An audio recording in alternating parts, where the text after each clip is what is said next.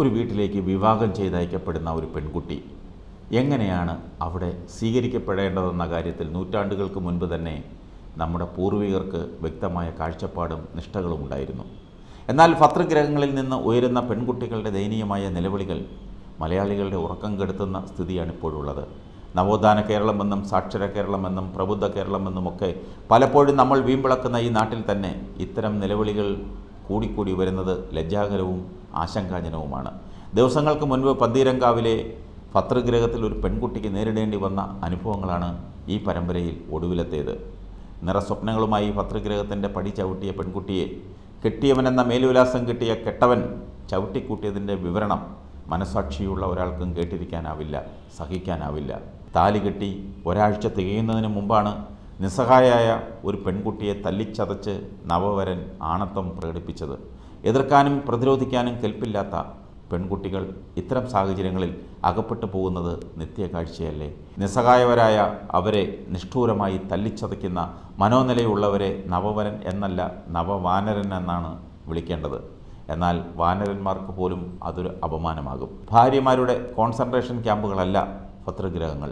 അവിടുത്തെ അഭിനവ ഹിറ്റ്ലർമാരായി വാഴാമെന്ന് ഏതെങ്കിലും ഭർത്താക്കന്മാർക്ക് മോഹമുണ്ടെങ്കിൽ കാലത്തിൻ്റെ ചവിറ്റുകുട്ടയിലായിരിക്കും ഇവരുടെ ഇടമെന്ന് ബോധ്യപ്പെടുത്താൻ സമൂഹത്തിന് കഴിയണം. സ്ത്രീധനമെന്ന തീരാവ്യാധിയാണ് കേരളത്തിലെ പല കുടുംബങ്ങളിലും പെൺകുട്ടികളുടെ കുരുതിക്കളം തീർക്കുന്നത്.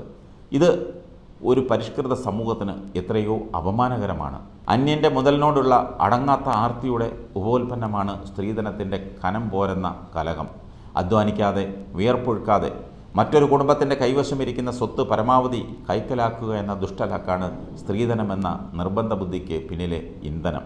സ്ത്രീധനത്തിൻ്റെ പേരിലുള്ള കൊലവിളികൾ ഉറക്കം കെടുത്തിയപ്പോഴാണ് നിയമം മൂലം സ്ത്രീധന ദുരാചാരത്തിന് വിലങ്ങിടാൻ ഭരണകൂടങ്ങൾ തയ്യാറായത്. എങ്കിലും ഒളിഞ്ഞും തെളിഞ്ഞും ഇന്നും അത് സമൂഹത്തിൽ നിലനിൽക്കുന്നുണ്ടെന്നത് നിഷേധിക്കാനാവില്ല. ഭർതൃവീട്ടുകാർ ആവശ്യപ്പെട്ടില്ലെങ്കിൽ പോലും തങ്ങളാൽ കഴിയുന്ന രീതിയിലുള്ള സമ്മാനം നൽകിയാണ് ബഹുഭൂരിപക്ഷം മാതാപിതാക്കളും പെൺകുട്ടികളെ കല്യാണം കഴിച്ച് അയക്കാറുള്ളത്. എന്നാൽ ഇതിൽ തൃപ്തി വരാത്തവരാണ് പെൺകുട്ടികളെ വെച്ച് വിലപേശുന്നത്. സമീപകാലത്ത് സ്ത്രീധനത്തിൻ്റെ പേരിൽ കൊടുംപീഡനം നടന്ന സംഭവങ്ങൾ പരിശോധിച്ചാൽ വെറും കൈയോടെയല്ല ഈ പെൺകുട്ടികൾ ഭർതൃഗ്രഹങ്ങളിൽ നിന്ന് വന്നതെന്ന് കാണാം. നിയമത്തിൻ്റെയും ചട്ടത്തിൻ്റെയും ഒക്കെ ബലത്തിൽ ഇങ്ങനെയുള്ള ദുരാചാരങ്ങളെ ഒരു പരിധിവരെ തടയാമെങ്കിലും കുടുംബങ്ങൾക്കുള്ളിൽ നടക്കുന്ന വിഷയങ്ങളെന്ന നിലയിൽ ചില സാഹചര്യങ്ങളിൽ നിയമത്തിന് പോലും ഒന്നും ചെയ്യാനാകാതെ കൈയും കെട്ടി നിൽക്കാനേ പറ്റുന്നുള്ളൂ. പ്രശ്നം വഷളായി അതിക്രമത്തിലും മർദ്ദനത്തിലുമൊക്കെ എത്തിക്കഴിയുമ്പോഴാണ് പുറത്തറിയുന്നത്. പോലീസും അധികാരികളുമൊക്കെ പലപ്പോഴും ഇത്തരം സംഭവങ്ങളോട് സാധാരണ കുടുംബ പ്രശ്നമെന്ന മട്ടിൽ ലാഘവത്തോടെ ഇടപഴകുമ്പോഴാണ് പലരുടെയും ജീവൻ തന്നെ നഷ്ടമാകുന്ന സ്ഥിതിയിലേക്ക് കാര്യങ്ങൾ വഷളാകുന്നത്.